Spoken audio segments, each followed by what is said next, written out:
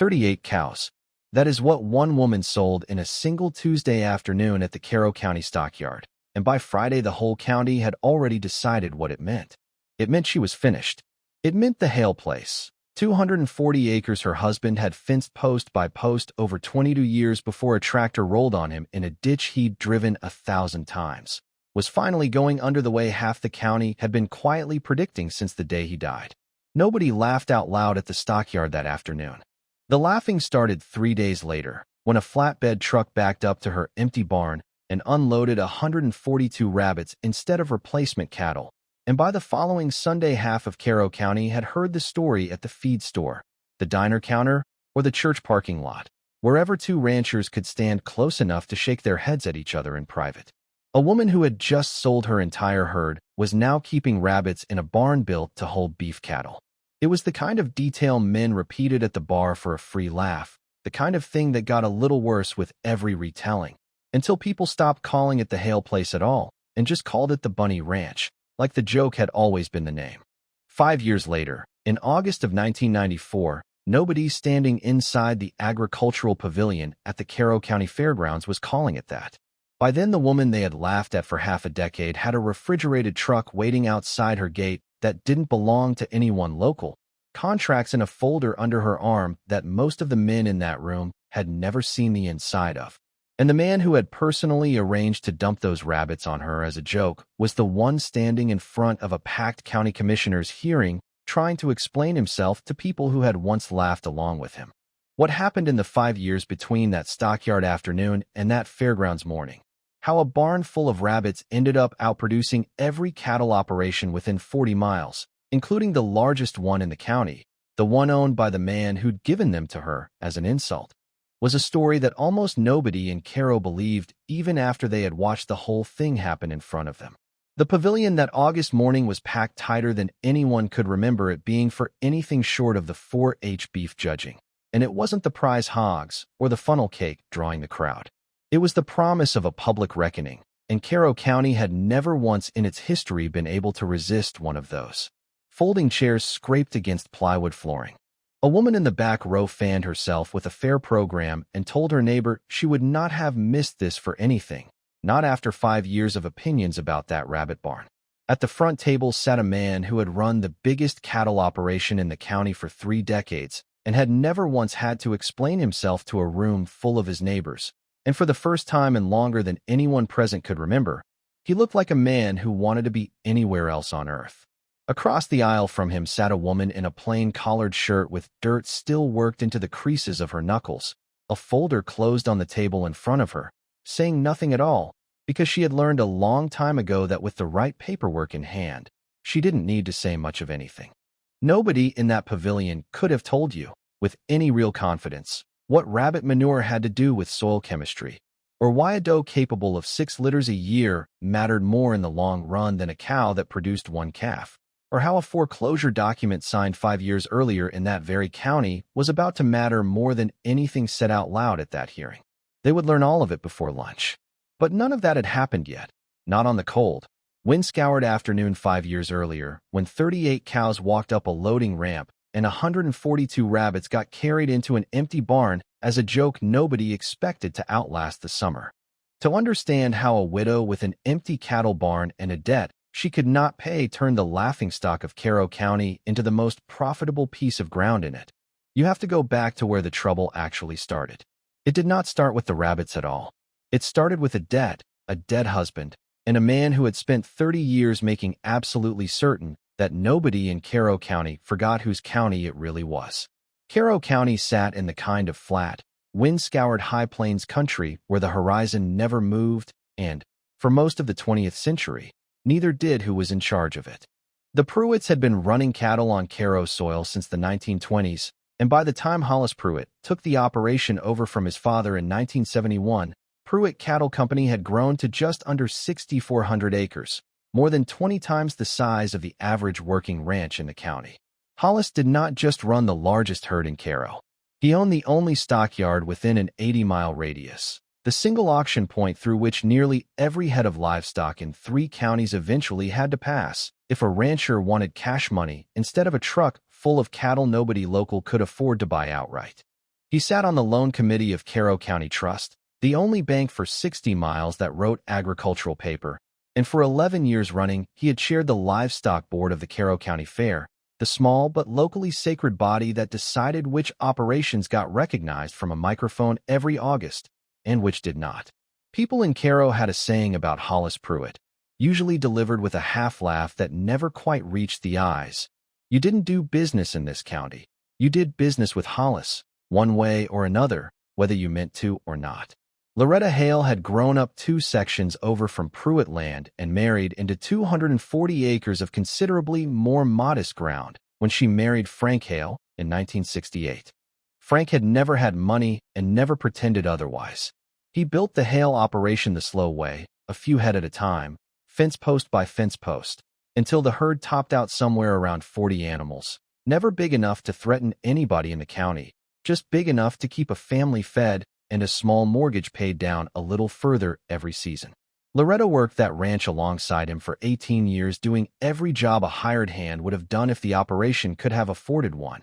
And when Frank died in the spring of 1986, a tractor rollover on a slope he had driven 1,000 times without incident, the kind of accident that takes 30 years of careful and erases it in a single afternoon, she did not sell. She kept the herd, kept the land, and kept Walt Briggs on as the one paid hand the operation could still justify, a 61-year-old who had worked Hale ground since before Loretta had married onto it and had no intention of being let go now just because the man who had hired him was gone. For 2 years after Frank's death, the ranch more or less held its own. Then the drought came. By the spring of 1988, the hay fields that used to carry the herd through a Carroll County winter were producing barely a third of what they had 5 years before, and the price of trucked-in feed climbed high enough that every dollar Loretta made selling off a few head went straight back out the door to buy the hay, keeping the rest of the herd alive long enough to sell as well. She borrowed against the ranch to cover the gap, a loan from Carroll County Trust that Hollis Pruitt himself had a direct hand in approving, because there was no other bank for 60 miles that wrote AG paper, and everybody in the county knew exactly whose signature eventually had to clear loans like hers. By the start of 1989, Loretta owed $11,400 on that note, with a balloon payment due in June, plus another $2,200 in back property taxes the county had already sent 2 separate notices about. The herd that was meant to cover all of it had shrunk to 38 head, thin from a winter of rationed hay, worth less on paper with every month the drought dragged on. Walt told her more than once that she ought to call Hollis directly about restructuring the loan instead of waiting on letters from the bank, and more than once Loretta told him she would rather eat dirt first. She understood exactly what kind of leverage a man like Hollis Pruitt enjoyed holding over a widow in her position, and she had spent 3 years working very hard not to need anything from him at all. By April of 1989, with the balloon payment 6 weeks out, a winter's worth of thin cattle to sell, and no buyer within reach except the one stockyard a half-hour's drive from her gate, she finally ran out of room to keep avoiding him. She was not the only one in Carroll who had learned to dread that particular kind of math. Up and down the county, there were ranchers who could tell a near-identical version of the same story. A bad season, a note that came due at exactly the wrong time, a visit to the only stockyard in driving distance where the price offered always seemed to land just low enough to remind a person who actually controlled the ground beneath their feet. Most of them paid it and moved on, the way people do when the alternative is worse, and most of them never spoke of it above a mutter at the feed store, because speaking of it any louder than that tended to have its own cost in a county this small. She drove the 38 head in herself on a Tuesday morning in late April, Walt following behind in the second truck with the ones too thin to load alone, and by the time they reached the scale house at Pruitt's stockyard, there were already a dozen other trucks backed up along the fence line, ranchers from 3 counties unloading cattle into pens under a sky the color of wet concrete. Hollis Pruitt did not usually work the scale himself anymore. He had meant for that. But word travels fast in a county that small, and Hollis had heard from a teller at Carroll County Trust 3 days earlier exactly which balloon payment was about to come due on exactly which property, so he made a point of being there in person when Loretta Hale's cattle came across his scale. He walked the length of her pen slowly, hands in his coat pockets, before he said a word to her at all. "Mrs. Hale," he said finally, not quite smiling. "Heard you might be coming in today. She told him she had 38 head and needed a fair count on them. He looked over the cattle again, thinner than they should have been for the season, and shook his head the way a man shakes his head over something that disappoints him personally. Drought's been hard on everybody, he said. Hard on these animals especially. I can do 245 a head.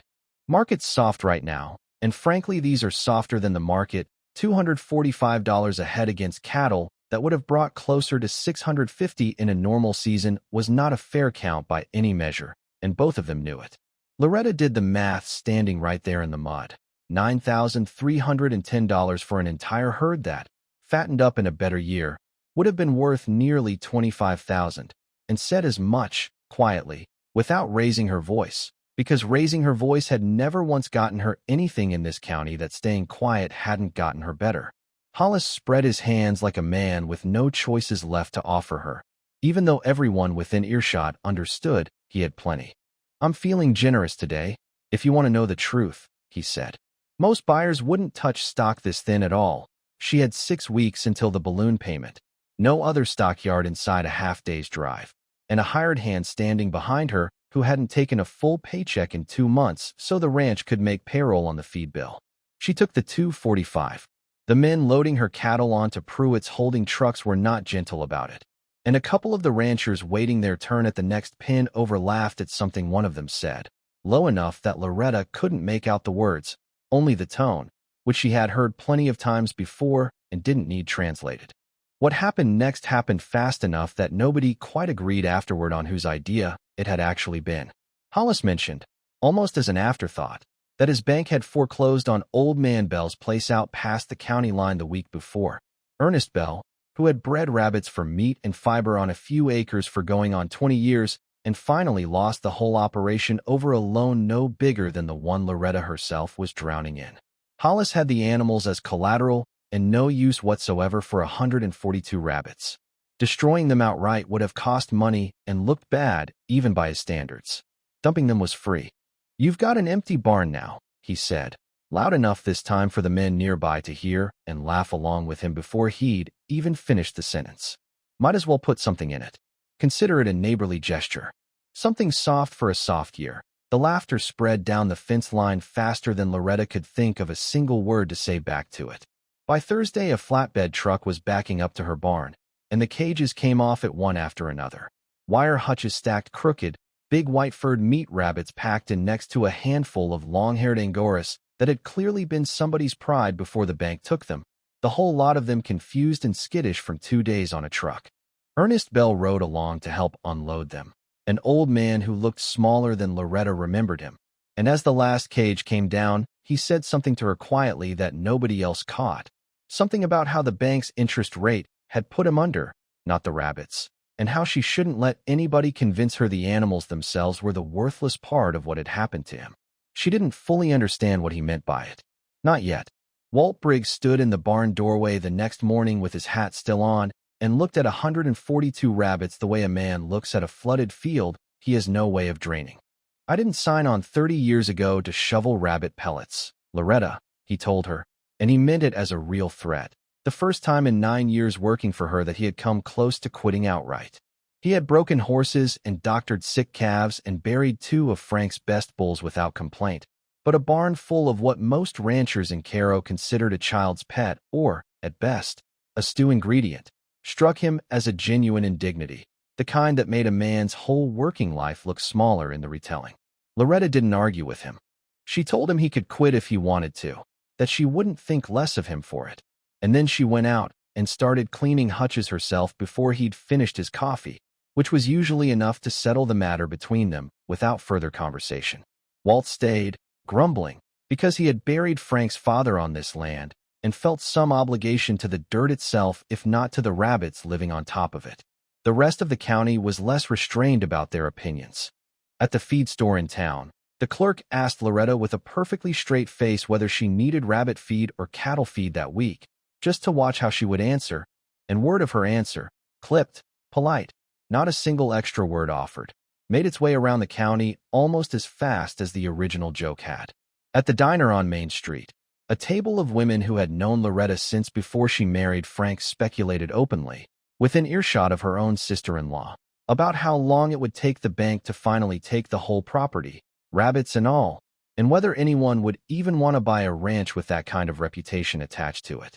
Danny, her 14-year-old, came home from school 3 weeks running with some version of the same story. Somebody had called the ranch the bunny farm in front of the whole bus. Somebody's older brother worked for Pruitt and had a fresh joke about it every Monday. Somebody's father had said something about the Hale place at the supper table that got repeated at school the next day, with all the cruelty children managed to add to things adults only halfway mean. Loretta told her son the same thing she told herself every morning, mucking out hutches that smelled nothing like the cattle barn used to. That laughing at a person didn't cost the person anything that hadn't already been taken from them some other way, and the people doing the laughing usually knew it too, which was exactly why they did it so loudly. She did not, in those early months, have any real plan beyond not starving and not wasting what she had been handed, however it had been handed to her. She fixed the worst of the hutches herself, separated the meat breeds from the Angoras Bell had clearly favored, and started feeding the does enough that they would at least throw healthy litters instead of dying of stress in a barn that smelled wrong to them.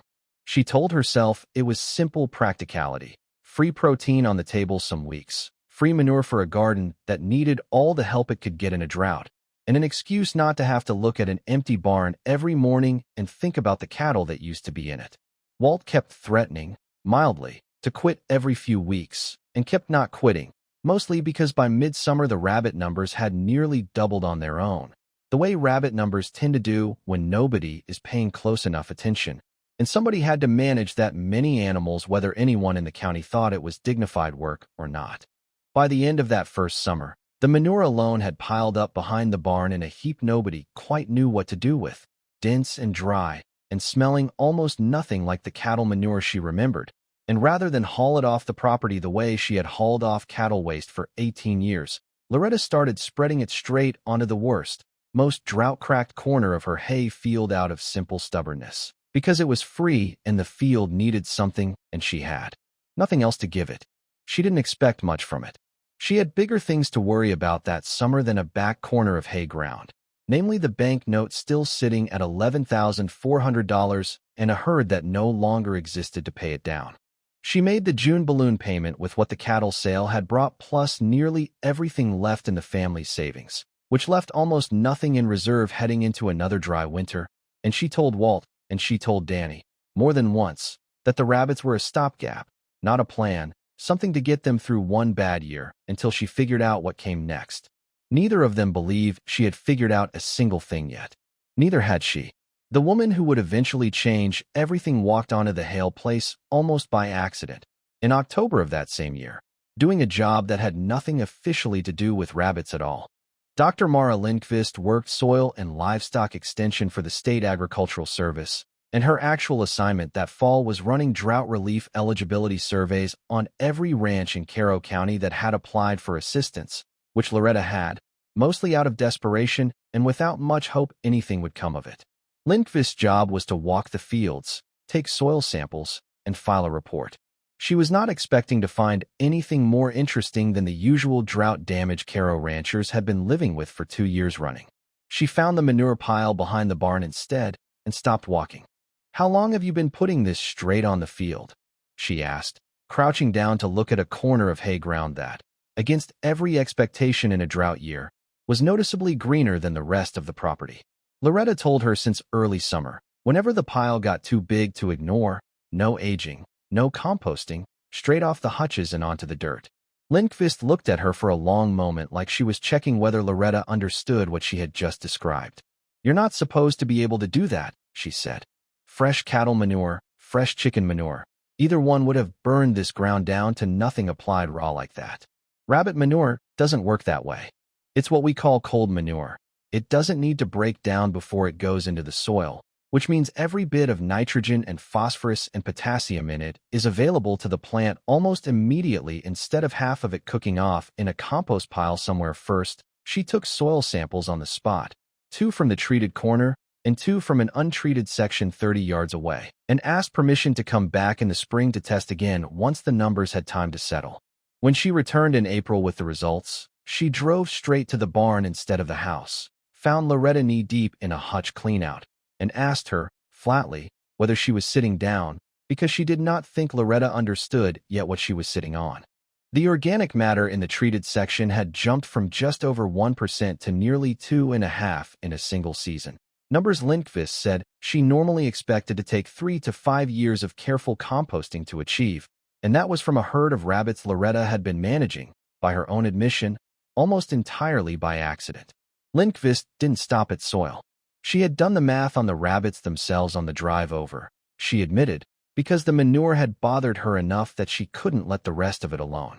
A doe in good condition could throw 6 litters a year, 6 to 10 kits a litter, and reach market weight in under 3 months, which meant a single breeding female could put out more usable meat in a year than most cattle could manage in 3, on a fraction of the feed and a fraction of the water and none of the pasture acreage a cow demanded. You're converting about 3 pounds of feed into a pound of meat with these animals, she said. A cow needs 7 or 8 pounds to do the same thing. Pound for pound, you're running the most efficient protein operation I've surveyed in this county. And you've been running it for free because nobody bothered to tell you what it was worth, she mentioned, almost as an aside, that a distributor out of the city called Heritage Provisions had been calling extension offices across the state for over a year looking for steady suppliers of pasture-raised rabbit for upscale restaurant accounts willing to pay considerably more per pound than commodity beef was fetching in a depressed market. Loretta asked, carefully, how much more? Lindqvist told her, and for the first time since the day the truck backed up to her barn with somebody else's foreclosed-on rabbits. Loretta sat down on an overturned feed bucket and did not say anything at all for almost a full minute. When she finally found her voice, the first thing out of her mouth was not gratitude. It was suspicion. If rabbits are worth all that, she said, why is half this county still running cattle on ground like mine instead of doing what I just got handed by accident? Lindqvist didn't pretend the question was unfair. She told her the truth, which was that almost nobody set up a rabbit operation on purpose, because rabbits had no tradition behind them in cattle country, no fair categories built around them, no bank loan officer who knew how to value a breeding doe the way he knew how to value a cow, and a county that ran entirely on cattle money had no particular interest in teaching anybody a different way to make it. You didn't get handed an accident, Lindqvist told her. You got handed the one thing in this county nobody with money or position had any reason to take seriously, which is exactly why nobody's competing with you for it, yet Loretta turned that over for a long while before she said anything else.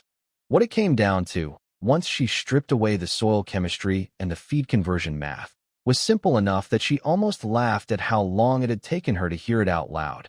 The thing every rancher in Caro County had spent 5 years treating as a joke. The thing that had cost her a husband's good name at the diner counter and a son a few bruises at school was quietly turning into the better business, animal for animal and acre for acre, than the one that had nearly bankrupted her in the first place. Nobody else in the county knew that yet. She intended to keep it that way for as long as she possibly could.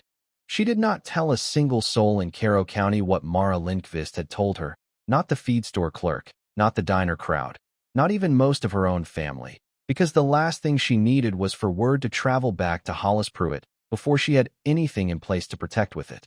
The first thing she did was drive 40 minutes out of the county to First Plains Credit Union, an institution Hollis Pruitt had no seat on and, as far as she could tell, no relationship with whatsoever, and applied for a small equipment loan using the soil reports and Lindqvist's production estimates as collateral instead of land. It came through in 6 weeks for just under $9,000. Enough to build proper hutch rows in a section of the old hay barn the cattle had never used, enough to fence a manure composting and spreading system that didn't depend on luck and a wheelbarrow, and enough left over to start the paperwork on state meat processing certification, a process that took the better part of a year and involved more inspections than Loretta had ever done on a cattle operation in her life. The state inspector assigned to her file, a meticulous man named Reyes, failed her on his first visit over an inadequate drainage setup beneath the processing shed, a deficiency Loretta fixed within 3 weeks using money she had not planned on spending, and passed her without reservation on the second visit, noting in his own report that her record-keeping was cleaner than most operations he saw in a full year of inspections. That record-keeping habit was not an accident. From the very first week the rabbits arrived, Loretta had kept every piece of paper that touched the operation in a single expanding folder she stored on a shelf in the kitchen rather than anywhere on the ranch itself. Feed receipts, vet notes, the extension office's soil reports, and, tucked near the very back, where she had filed it without much thought 5 years earlier, the original transfer document from the day Hollis Pruitt's stockyard had unloaded Ernest Bell's foreclosed breeding stock into her barn. She kept it less out of any plan than out of the same instinct that made her keep every other piece of paper that came through that barn door, and for 5 years it sat there doing nothing but taking up space in a folder nobody but her ever opened. Walt, once he understood the actual numbers Lindqvist had laid out, stopped threatening to quit and started asking when they could expand the breeding stock, which Loretta took, correctly, as the moment he had genuinely come around. Heritage Provisions sent a buyer named Carl Yashin out to inspect the operation that same year, a quiet, precise man who walked every hutch row twice and asked Loretta more questions about feed conversion ratios than anyone outside Lindqvist's office ever had. And by the end of his visit he had offered her a standing contract, modest at first, 40 dressed rabbits a month, scaling up as her certification cleared and her breeding numbers grew, at a price per pound that made Walt go quiet for a different reason than usual when she told him the figure. None of this changed how the Hale place looked from the road. Loretta kept driving the same truck. She kept her one good dress for funerals and church and nothing else. She let the rumors about the bank circling her property keep circulating without correcting a single one of them, because a county that thought she was struggling was a county that wasn't paying close attention to her gait, and not paying attention was exactly what she needed for as long as she could manage it. Behind that unremarkable front, the operation grew fast. By the end of the second year, the 142 original rabbits had become a managed breeding colony pushing past 400, with a culling and rotation system Lindqvist had helped Loretta design specifically so the numbers stayed productive instead of simply large. The back hay field, treated with 2 full seasons of cold manure applied at exactly the rates the Extension Office recommended, was producing hay yields the county assessor's own records would later show as the highest jump of any property in Caro that decade, drought or no drought. Walt, never a man for spreadsheets, did his own version of the math anyway, working out on the back of a feed receipt one winter evening what the rabbit operation was actually clearing per acre against what the old cattle herd had managed in its best year, and the gap was wide enough that he folded the receipt up, put it in his shirt pocket, and didn't bring the subject up again for a week.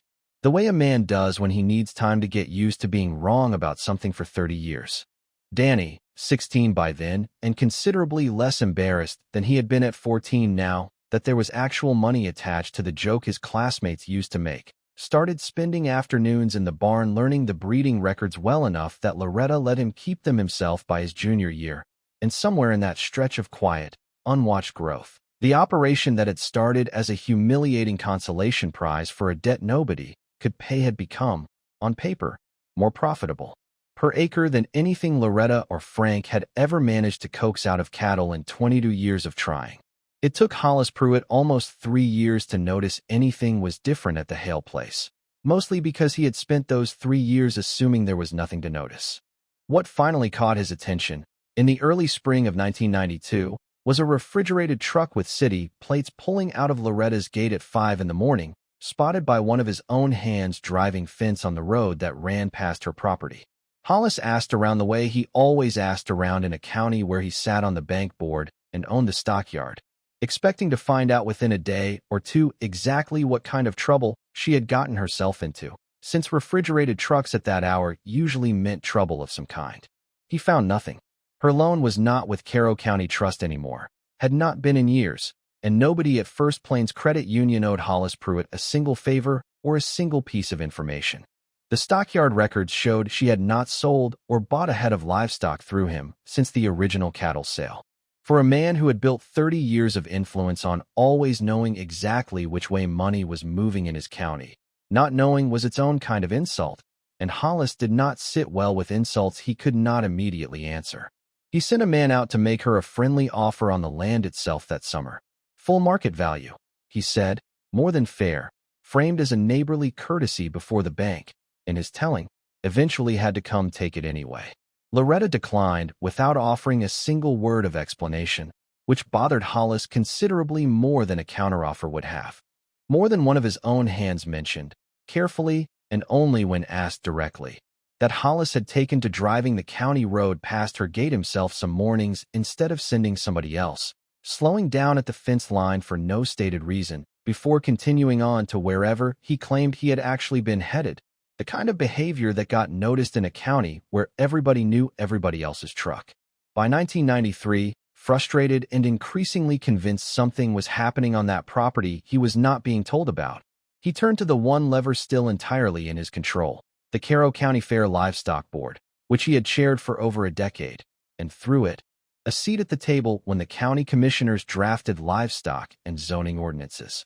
He pushed through, with relatively little resistance from a board that mostly deferred to him on these matters anyway, a new countywide ordinance restricting high-density small animal operations on residential zoned agricultural land, citing concerns about runoff, odor, and unregulated breeding stock that he framed, in commission meetings, as a response to general county growth rather than any specific property.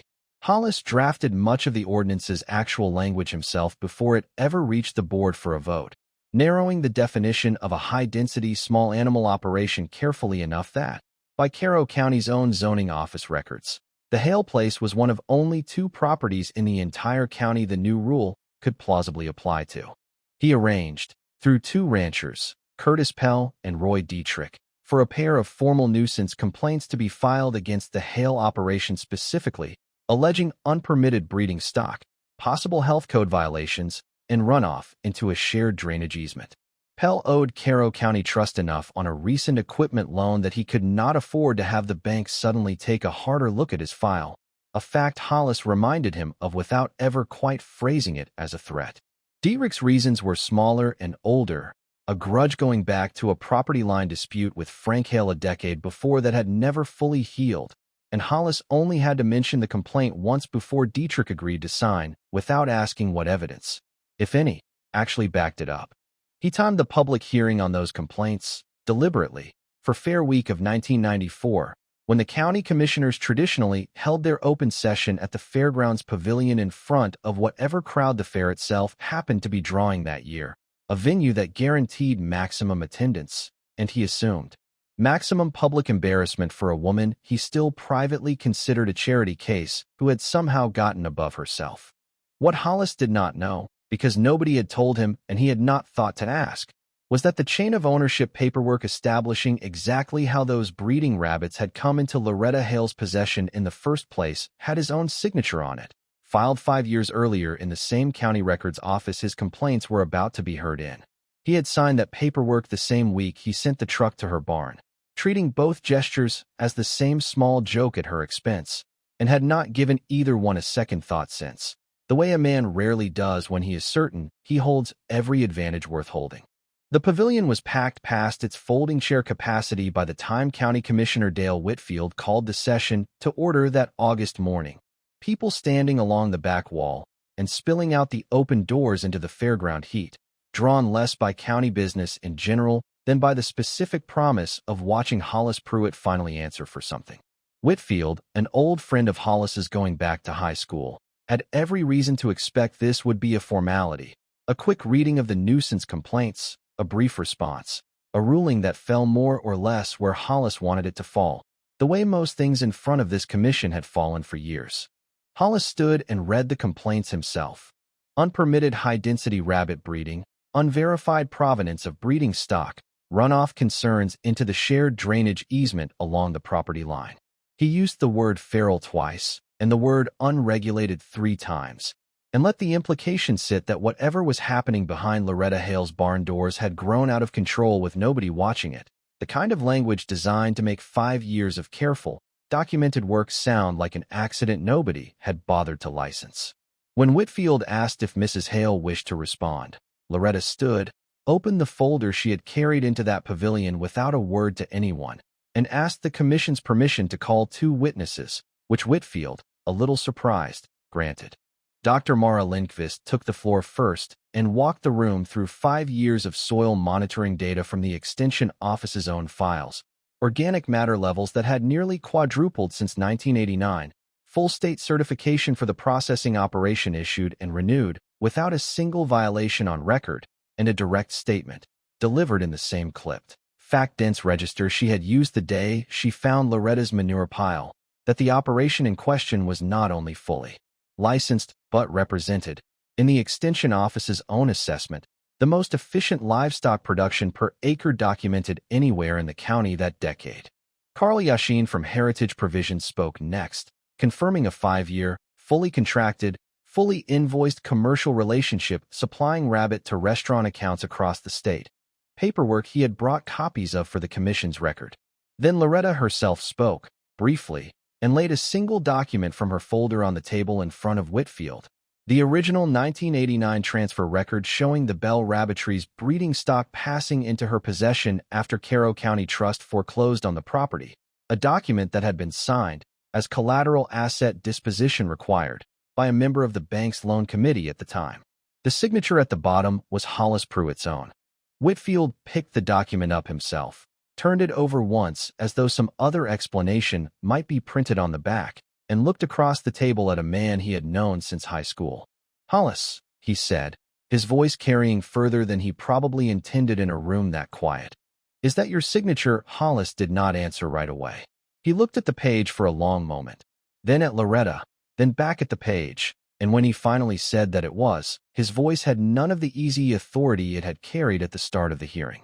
Whitfield asked him, plainly, whether he had any explanation for calling unregulated and feral a set of breeding animals whose chain of ownership he himself had certified as a bank officer in 1989. Hollis had none ready. For perhaps the only time in 3 decades of running meetings in this county, he simply had nothing to say, and the silence stretched long enough that a few people in the folding chairs near the front began to shift in their seats out of secondhand discomfort.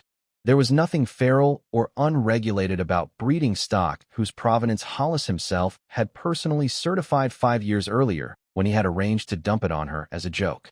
The pavilion went quiet in a way it had not been all morning, and then, somewhere near the back wall, somebody repeated Hollis's own line from that stockyard afternoon back at him, just loud enough to carry something soft for a soft year. And the laughter that followed was not the laughter Hollis Pruitt had spent 30 years being on the comfortable side of. Near the side of the pavilion, an old man nobody had paid much attention to all morning.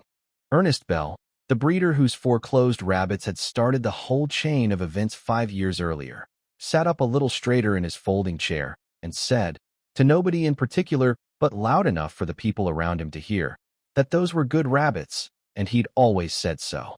Whitfield, with his own friend's signature staring back up at him from the table, and a room full of witnesses who had just watched the whole thing unfold in real time, had no real room left to rule any way but one. He dismissed both nuisance complaints on the record, noted for the minutes that the operation in question appeared to be in full compliance with every applicable state and county requirement, and adjourned the session considerably faster than he had opened it. Word of what had happened at that hearing moved through Carroll County faster than any joke about rabbits ever had. The 2 ranchers who had signed Hollis's nuisance complaints distanced themselves from the whole affair within the week, quietly telling anyone who asked that they had only put their names down as a favor and had not realized what they were actually attaching themselves to. The fair board itself, embarrassed by how plainly the hearing had exposed a sitting chairman using his position to target a competitor he had no legitimate complaint against, quietly began discussing term limits for the chairmanship that had never come up in 11 years of Hollis holding it unopposed. None of it happened in isolation from what was already squeezing Pruitt Cattle Company on its own terms. The drought that had crushed Loretta's herd in 1989 had never fully let go of the region, and the early 90s brought a regional collapse in cattle prices on top of it, the kind of downturn a 6,400-acre operation could absorb for a while on size alone, but could not outrun forever, especially once its reputation for fair dealing, already thin in places, if anyone had cared to ask around quietly enough, had taken the kind of public hit a county commission hearing tends to deliver. By the county assessor's livestock records, Pruitt Cattle Company's herd numbers fell by roughly 20% between the 1994 hearing and 1996, a contraction Hollis attributed publicly to market conditions and privately, according to at least one of his own longtime hands, to a noticeably harder time finding buyers willing to deal with him on the same easy terms as before. Loretta, for her part, did not spend much time enjoying the reversal in any way the county could see. She had a contract to fill and a breeding program to keep stable, and within a year of the hearing she had started doing something that surprised even Walt, bringing two neighboring families into a smaller version of what Lindqvist had taught her. The Okafors, who had been running 40 head of increasingly unprofitable cattle on drought-stressed ground 2 miles east, converted a third of their pasture to a rabbit operation within 18 months and used the income to finally pay off a note that had been hanging over them since 1990.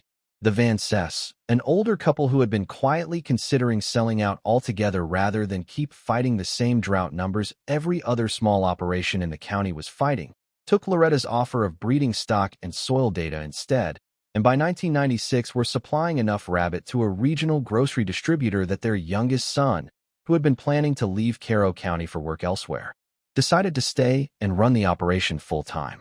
Loretta asked nothing in return from either family beyond the same favor being passed along again someday, if it ever made sense to, and introduced both of them to Carl Yashin's contacts at Heritage Provisions without taking so much as a referral fee for doing it.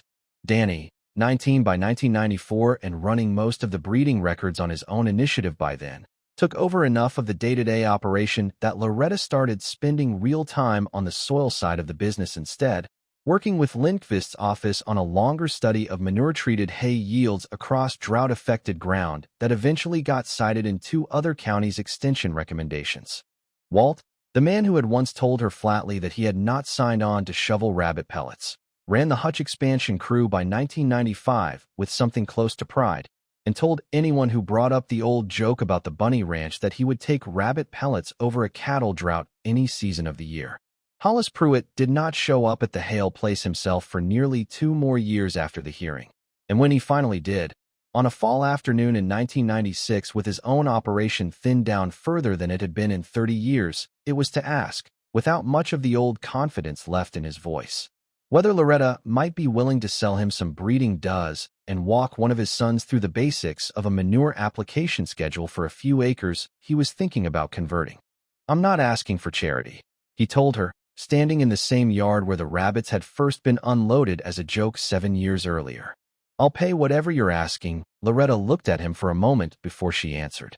"I know you're not asking for charity, Hollis," she said. "You've never asked anybody for anything in your life. I'll get you a price by the end of the week." That was the entire exchange. There was no apology offered and none expected, no mention of the stockyard scale or the hearing or the 30 years that had separated those 2 moments. Just 2 people who had finally arrived at the same table on something close to equal terms, doing business the plain way Caro County had always claimed to prefer and rarely actually practiced.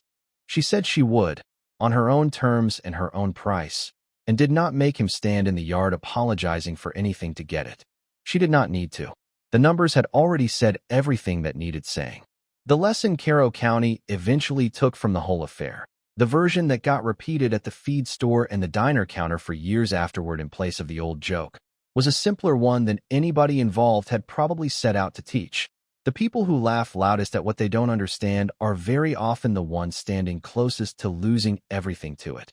And the people doing the understanding rarely feel any need to laugh back.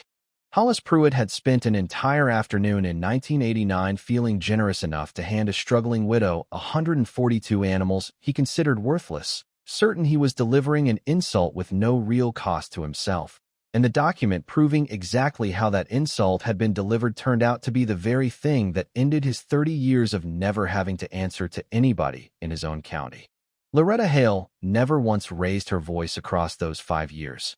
Never made a single public claim about what she was building until the moment a folder full of paperwork made the claim for her in a room full of witnesses, and the barn that an entire county had once renamed as a joke ended up outproducing every cattle operation within 40 miles, including the one that had laughed loudest at it first. Drive past the Hale place today, and there is nothing about it that looks like the punchline it used to be.